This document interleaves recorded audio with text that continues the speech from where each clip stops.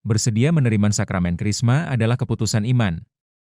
Itu dikatakan oleh Uskup Agung Jakarta Kardinal Ignatius Suharyo dalam homili misa penerimaan sakramen Krisma kepada 165 orang di Gereja Santa Bernadette Pinang, 9 November 2025. Dengan menerima sakramen Krisma sebagai keputusan iman, seorang beriman membuat niat untuk terus berusaha membiarkan Roh Kudus memimpin hidup kita. Dengan demikian, konsekuensinya, menerima sakramen Krisma adalah ketika kita mengambil keputusan, ketika kita menentukan pilihan-pilihan kita dalam hidup kita, keputusan dan pilihan itu tidak kita tentukan dengan pertimbangan-pertimbangan kita sendiri, tetapi selalu berusaha untuk membiarkan Roh Kudus memimpin hidup kita. Apakah ada tanda-tanda kalau Roh Kudus memimpin hidup kita? Tanda-tandanya sangat jelas. Semakin kita berusaha untuk memilih yang baik dan yang benar, tidak sekedar memilih yang gampang, menyenangkan, menguntungkan diri sendiri, itulah tanda bahwa kita membiarkan Roh Kudus memimpin hidup kita. Apakah ada contoh-contohnya? Tentu saja banyak. Kita bisa membaca kisah Injil tentang Yesus yang menyucikan bait Allah sebagai pilihan yang baik dan benar. Kenapa demikian? Pada zaman Yesus, bait suci, bait Allah tempat ibadah, adalah pusat.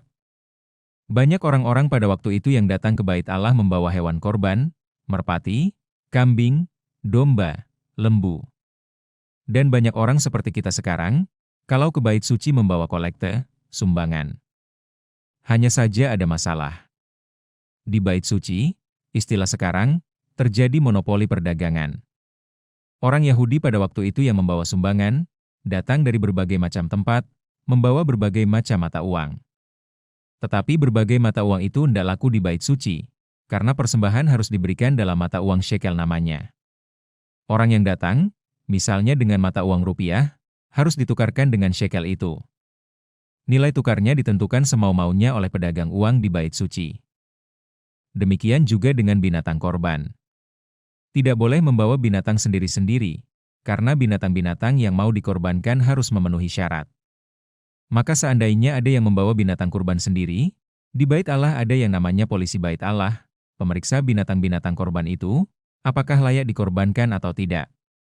Biasanya atau kebanyakan binatang-binatang yang dikorbankan itu tidak memenuhi syarat. Jadi para peziarah yang akan membawa korban harus membeli binatang dari para pedagang di bait suci itu. Dan harganya bisa 20, 30 kali lipat.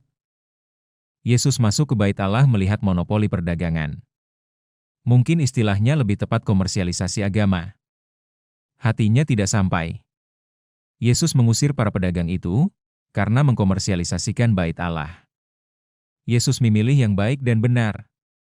Mengembalikan bait Allah sesuai dengan fungsinya, menjadi tempat untuk memuliakan Tuhan, tidak untuk mencari keuntungan sebesar-besarnya. Resikonya apa? Kita semua tahu, dalam jangka panjang Yesus semakin dimusuhi, dan akhirnya ia dibunuh karena hal-hal seperti itu. Memilih yang baik dan benar selalu membawa resiko. Resikonya tidak jarang tidak menyenangkan. Membutuhkan keberanian. Kita sebagai umat Keuskupan Agung Jakarta sejak 2022 telah membuat pilihan-pilihan untuk memahami, mendalami, dan mencari wujud-wujud ajaran sosial gereja.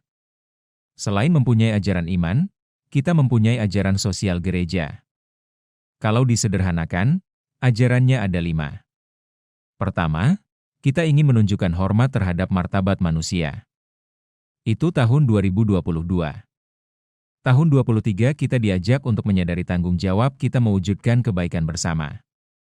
Tahun 2024 mewujudkan kebaikan bersama itu dengan mengembangkan semangat solidaritas atau kesetiakawanan.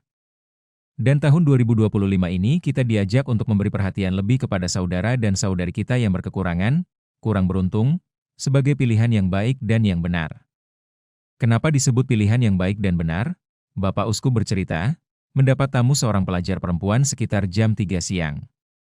Ketika ditanya sejak pagi belum makan. Orang tuanya pun tidak memberi bekal.